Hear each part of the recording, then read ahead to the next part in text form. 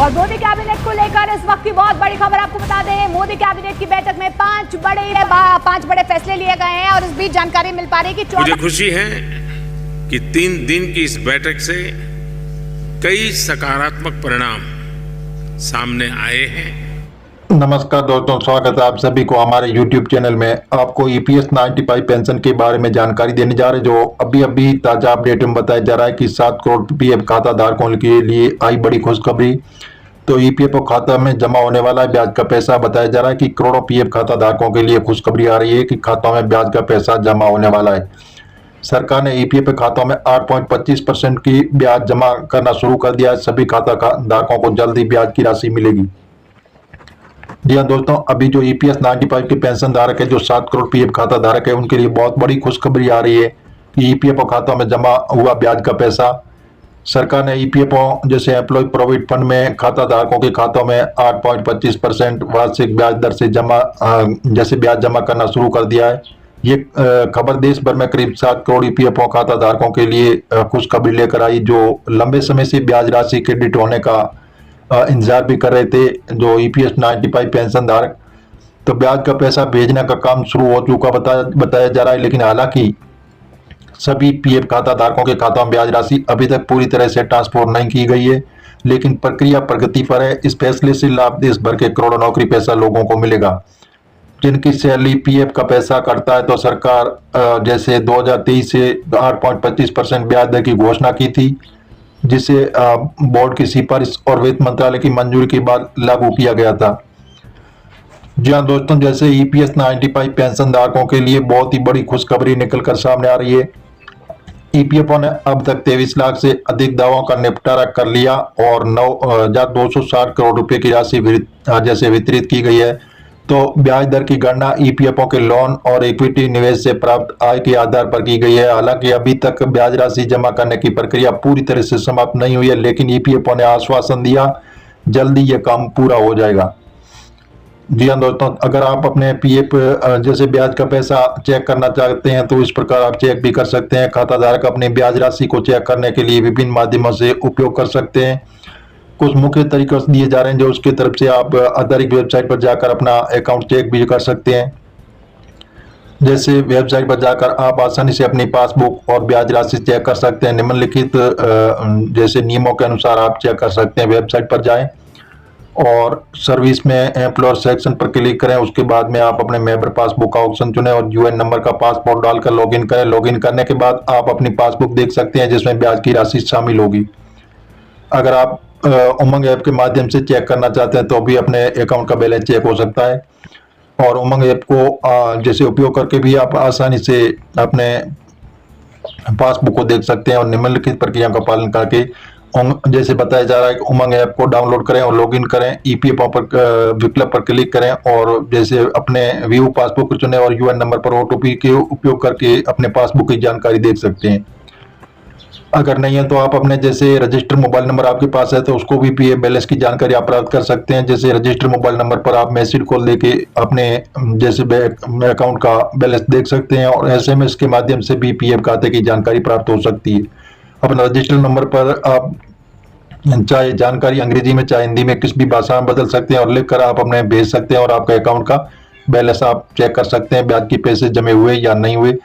जी हाँ दोस्तों, इस प्रकार जो EPS 95 पेंशन धारक है उनके लिए बहुत ही अच्छी खुशखबरी निकलकर सामने आ रही है। जी हाँ दोस्तों, जैसे कि अभी जो हाल फिलहाल बताया जा रहा है कि EPS 95 के पेंशन धारकों के लिए सरकार बहुत बड़ा तोहफा देने जा रही है। कर्मचारी और पेंशन भोगियों को मिलेगा बड़ा फायदा। देश में संगठित क्षेत्र में जो नौकरियां भी बढ़ी है, कर्मचारी भविष्य निधि संगठन ने शुद्ध रूप से 19.29 लाख सदस्यों और नए सदस्य भी जुड़े हैं और ये जानकारी दी है कि आंकड़ों का विश्लेषण के आधार पर शुद्ध रूप से जोड़े गए सदस्यों में बीते साल से मुकाबले 7.86% बढ़ोतरी हुई। और जैसे आंकड़ों को सरकार की जैसे पेंशन भोगियों को मिलेगा इसका बड़ा फायदा। मंत्रालय ने कहा है कि कर्मचारी भविष्य निधि संगठन से जुड़ने वाले सदस्यों की संख्या में बढ़ोतरी के कई कारण हो सकते हैं, जैसे रोजगार के अवसरों में वृद्धि, कर्मचारी लाभों के बारे में बढ़ती जागरूकता और कर्मचारी भविष्य निधि संगठन के प्रचार कार्यक्रम शामिल होते हैं। तो चलिए आपको इसके बारे में संपूर्ण जानकारी वीडियो में मिलेगी। तो शुरू से अंत तक बने रहे हमारे वीडियो में, आपको स्टेप बाय स्टेप आज की ताज़ा जानकारी मिलेगी। जैसे ईपीएफओ ने 10.25 लाख नए सदस्य जुड़ चुके हैं। आंकड़ों से पता चला है कि 2024 के दौरान लगभग 10.25 लाख नए सदस्य भविष्य निधि संगठन से जुड़े और इस सदस्यों के मुकाबले 4.8% अधिक है, जबकि बीते साल में 1.05% अधिक है। कर्मचारी भविष्य निधि संगठन के आंकड़ों के अनुसार जैसे 18 और 25 आयु वाले युवाओं को दबदबा रहा है कि ये जून में से कुल सदस्यों की संख्या 59.14% थी। ये पहले से के अनुरूप है, जो बताता है कि संगठित कार्यबल शामिल होने वाले ज्यादातर युवा 18 और 25 साल के, खासकर ये लोग जिन्हें पहली बार नौकरी मिली है।